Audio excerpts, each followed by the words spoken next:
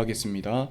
하나님 아버지 감사드립니다. 오늘도 아침에 하나님 앞에 나와서 하나님을 찬양하고 함께 말씀을 나눌 수 있게 하심을 감사드립니다. 마지막 때에 예수님은 반드시 오시며 우리에게 더 큰 소망을 주시고 새 하늘과 새 땅에서 하나님 아버지를 찬양하게 하실 줄을 믿습니다.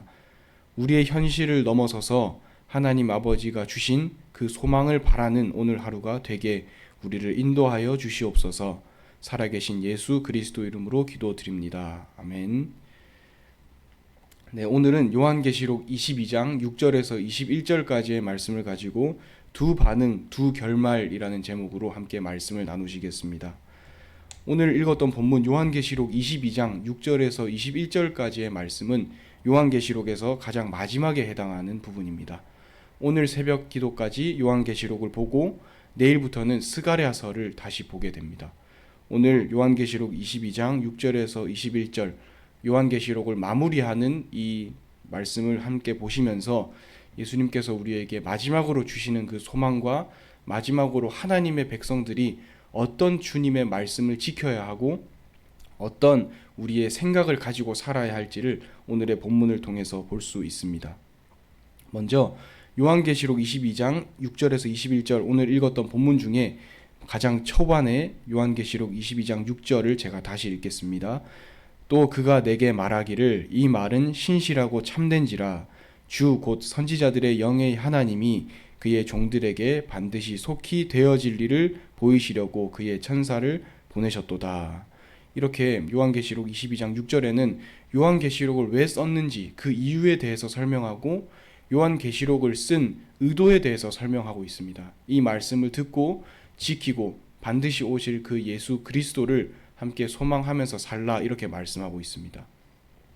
이 6절 말씀은 우리가 가장 초반에 읽었던 요한계시록 1장 1절의 말씀과 똑같습니다.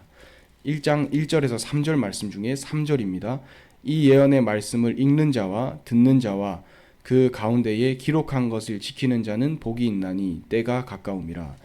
이렇게 요한계시록을 이 당시에 7교회의 성도들에게 쓰신 목적도 또 하나님께서 그 요한에게 계시를 보내신 목적도 반드시 예수 그리스도는 다시 오시기 때문에 이 말씀을 듣고 지키고 더욱 깨어서 예수 그리스도의 재림을 소망하라 이러한 메시지를 주고 계시는 것입니다. 요한계시록 가장 초반에도 이 말씀을 듣고 지키고 기록하고 이 말씀을 우리의 삶에 지키는 자는 복이 있다 이렇게 말씀하시는데요. 오늘 요한계시록 22장에 요한계시록을 마무리하면서도 초반에 강조했던 것을 다시 한 번 더 강조하시면서 주 예수 그리스도께서는 반드시 오시기 때문에 이 예언의 말씀을 듣고 지키라 이렇게 우리에게 강력한 권고를 하고 계시는 하나님에 대해서 우리는 볼 수 있습니다. 또 요한계시록 읽었던 7절에 보면 보라 내가 속히 오리니 이 두루마리의 예언의 말씀을 지키는 자는 복이 있으리라 이렇게 말씀하고 계십니다. 이 예언의 말씀을 지키는 자는 복이 있다 이렇게 말씀하십니다. 여기서 말하는 복은 우리가 육신적으로 어떤 결과가 드러난다는 뜻이 아니라 반드시 오실 예수 그리스도이시기 때문에 이 예수 그리스도의 말씀을 이 예언의 말씀을 지키는 것 그 자체로 복이 된다 이렇게 말씀하고 계시는 것입니다. 예언의 말씀을 지킨다는 것은 하나님을 사랑하는 것, 또 하나님의 말씀 그 자체를 사랑하는 것을 말합니다. 당시 이 요한이 요한계시록을 썼던 대상은 당시 소아시아 지역의 7개 교회였습니다. 7개 교회는 우리가 여태까지 봤듯이 수많은 핍박과 환난 상황에 있었습니다. 그 정통 유대인들과 로마의 통치 아래에서 박해와 그러한 핍박을 받은 순간이었습니다. 그러한 상황 가운데에서도 이 요한은 예수님의 말씀을 전하면서 너희는 하나님을 사랑해야 한다. 하나님의 말씀, 하나님의 계명을 지켜야 한다. 이렇게 말씀하고 있는 것입니다. 당시 핍박의 순간이었지만 예수님께서는 요한을 통해서 말씀을 전하실 때에 너희가 핍박의 상황 가운데 있음에도 불구하고 다시 오실 예수 그리스도를 소망하면서 이 예언의 말씀을 지키는 자는 복이 있다. 이렇게 말씀하고 계시는 것입니다. 우리는 핍박의 상황이 있다 하더라도 우리는 쉽지 않은 순간 가운데 있다 하더라도 하나님께서 예수 그리스도께서 다시 오실 것이 분명하기 때문에 그 예언의 말씀을 오늘도 굳게 지키고 굳게 우리 마음에 새겨야 하는 것입니다. 또 조금 넘어가서 14절을 제가 읽겠습니다.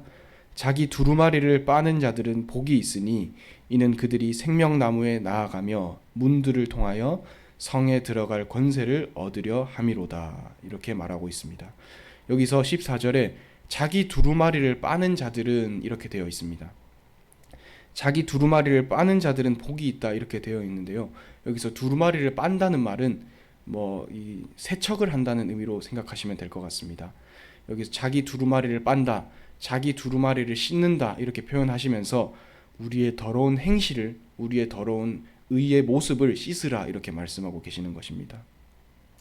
자기의 두루마리, 자기의 더러운 의, 자기의 더러운 행동, 자기의 더러운 행실을 깨끗이 빨라고 말씀하시면서 그 자기의 행실을 깨끗하게 하고 자기의 행동을 깔끔하게 하는 것을 통해서 하나님 아버지 앞에서 그것으로 복을 받고 하나님 아버지 앞에서 칭찬을 받는다 그렇게 말씀하고 계시는 것입니다. 우리는 방금 읽었던 두루마리를 빠는 자라고 했을 때 7교회 중에 끝까지 믿음을 지켰던 서머나 교회와 빌라델비아 교회를 다시 돌아볼 수 있을 것 같습니다. 당시 소아시아의 7개 교회 중에서 끝까지 믿음을 지켰던 서머나 교회와 빌라델비아 교회를 우리는 봤습니다. 그런데 이 빌라델비아 교회는 7개 교회 중에 가장 역사가 짧고 가장 교회의 크기도 적었습니다. 그럼에도 불구하고 그 핍박과 환난, 그 곤란한 상황 가운데서도 끝까지 믿음을 지켰던 교회였습니다. 당시에 이단 사이비 종교도 분명히 존재했고 성전에서 음행하고 하나님을 섬기는 그 두 가지를 동시에 하는 악한 모습도 보였지만 이 서머나 교회와 빌라델비아 교회는 그러한 유혹과 그러한 핍박 상황 가운데서도 끝까지 믿음을 지켰습니다. 그 두 교회는 끝까지 자기들의 행실을 돌아보고 자기들의 행실을 예민하게 살펴보면서 자기들의 행실을, 그 두루마리를 하나님 아버지 앞에서 항상 깨끗이 씻었던 교회였던 것입니다. 그렇기 때문에 우리가 보았듯이 요한계시록 가장 초반에 7개 교회를 직접 언급하시면서 잘못한 교회는 책망하시고 잘한 교회는 칭찬하실 때 이 서머나 교회와 빌라델비아 교회는 큰 칭찬을 받게 됩니다. 그것처럼 우리 교회 모든 성도님들께서 그러한 쉽지 않은 상황들 가운데에서 또한 핍박과 곤란한 상황 가운데에서 이것은 낙심할 수밖에 없다고 생각하시는 그러한 모든 상황 가운데에서 우리 모든 성도님들은 행실을 고치고 우리의 모든 의를 하나님의 말씀으로 씻어야 하는 것입니다. 15절에 개들과 점술가들과 음행하는 자들과 살인자들과 우상 숭배자들과 및 거짓말을 좋아하며 지어내는 자는 다 성 밖에 있으리라 이렇게 되어 있습니다. 여기 15절에 말씀하시는 개들, 점술가들, 음행하는 자들, 살인자들, 우상 숭배자들, 거짓말을 좋아하는 자들, 이들은 요한계시록에서 말씀하시는 악의 목록, 가장 마지막에 악의 목록을 말씀하는 것입니다. 우리는 여기서 빌립보서 3장 2절에도 율법주의자들, 할례주의자들 이렇게 말하면서 하나님의 말씀을 지키는 것 같지만 결국에 따지고 본다면 하나님을 믿지 않고 하나님을 대적하는 그 사람들을 조심해라 이렇게 말씀하신 것처럼 오늘 읽었던 요한계시록의 가장 마지막 부분에도 이 악의 목록들을 말씀하시면서 이 악한 사람들을 조심하고 그 가운데서도 우리의 믿음을 지키라 이렇게 말씀하고 계시는 것입니다. 우리는 우리의 현장에서 오늘 요한계시록 22장 15절에 말씀하시는 것처럼 개들, 점술가들, 음행하는 자들, 살인자들, 우상숭배자들 및 거짓말을 좋아하는 자들, 이러한 영적인 악한 자들을 많이 볼 수 있습니다. 하나님을 대적하고 하나님을 믿는 것처럼 하지만 결국에 맨 마지막에 결정적인 순간에는 하나님과 우상을 함께 섬기고 주일에는 하나님을 섬기고 평일에는 우상 신전에 가서 음행하고 그 우상 숭배를 먹는, 우상 숭배한 그 음식을 먹는 그러한 이단 사이비 종교처럼 이 악의 목록들, 악의 세력들을 우리 현장에서 많이 볼 수 있습니다. 오늘 예수님께서는 요한에게 그 계시를 보이시면서 이 악한 세력들, 악한 무리들을 조심하라 이렇게 말씀하고 계십니다. 이 악한 무리들을 조심하라고 말씀하시면서 우리의 율법적인 행위와 우리의 너무나 치우쳐져 있는 악한 행위, 더러운 우리의 행실들을 하나님 아버지 앞에서 바르게 씻어버려라 이렇게 말씀하고 계시는 것입니다. 또 17절을 제가 읽겠습니다. 성령과 신부가 말씀하시기를 오라 하시는도다. 듣는 자도 오라 할 것이요 목마른 자도 올 것이요 또 원하는 자는 값없이 생명수를 받으라 하시더라. 네, 성령과 그 신부가 말씀합니다. 예수님 오시옵소서 이렇게 말씀하시는 것입니다. 성령과 신부가 말씀하시기를 오시옵소서, 듣는 자도 오시옵소서 할 것이요 이렇게 말씀하십니다. 우리가 오늘도 또 앞으로도 소망을 가질 것은 단 하나입니다. 예수님께서 오실 것, 예수님께서 미래에 오셔서 악의 세력을 심판하시고 하나님의 백성들을 궁극적으로 구원하실 것, 우리는 그 소망을, 단 한 가지 그 소망을 바라며 사는 것입니다. 우리가 예수님의 재림이라고 했을 때 너무나 길게 느껴질 수도 있고 너무나 멀리 있다고 느낄 수도 있지만, 당시 이 요한이 요한계시록을 쓰면서 7개 교회에 예수님께서 곧 오실 것이다 라고 했을 때는 정말 긴박한 모습, 긴박하게 예수님께서 오실 것이다, 예수님께서 반드시 속히 오실 것이다, 이렇게 말씀을 반복합니다.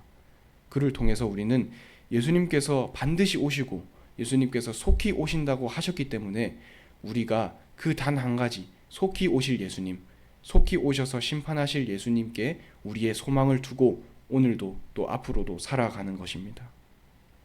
우리의 유일한 소망, 우리가 유일하게 붙잡고 살아갈, 우리가 유일하게 오늘도 다시 한 걸음을 내밀 수 있는 이유는 예수님께서 반드시 속히 오시겠다고 하셨기 때문인 것입니다. 그래서 우리는 요한계시록을 마무리하면서 우리의 소망과 우리의 결국의 믿음은 저 마지막 때 예수님께서 반드시 오신다는 그 믿음에 있어야 한다고 우리는 생각할 수 있습니다. 우리는 우리의 열망과 우리의 소망이 오직 하나님께 있으며 그 하나님께서 다시 오실 그 재림에 우리의 소망과 우리의 열망을 두고 사는 것입니다. 우리는 우리의 현장에서 갈림길 같은 현장을 많이 보는 것 같습니다. 우리는 당시의 7교회도 느꼈겠지만 하나님을 택할 것인가 아니면 하나님인 것처럼 보이는 편한 길을 택한 것일까 했을 때 당시 서머나 교회와 빌라델비아 교회처럼 오직 믿음을 택하고 오직 하나님의 말씀과 예수님의 그 소망의 말씀을 우리는 택해야 하는 것입니다. 당시 7교회에는 핍박과 박해의 순간이라는 것을 우리는 기억해야 합니다.